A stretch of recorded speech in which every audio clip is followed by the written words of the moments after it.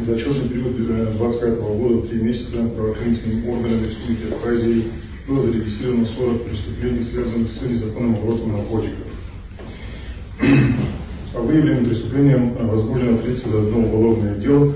Уголовная ответственность была привлечена 30 человек. Среди привлеченных были граждане иностранных государств, в том числе 1 гражданин Грузии, 1 гражданин Узбекистана и 3 граждане Российской Федерации. За отчетный период расследовано и направлено в суд 14 уголовных дел. С 1 января до 31 марта 2025 года сотрудниками ОМВД Республики Абхазия совместно с ГТК и другими ОВД Республики Абхазии и СГБ выявлено 4 факта за незаконное распространение наркотических средств путем так называемых тайных закладов.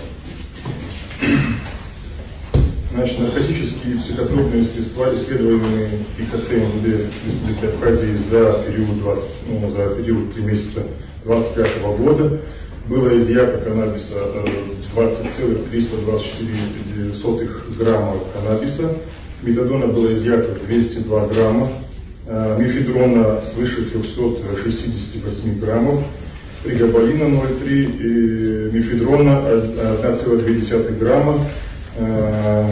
Также я хотел подчеркнуть, что впервые, в принципе, говорили, что экспертизу начали делать по новым наркотикам у нас.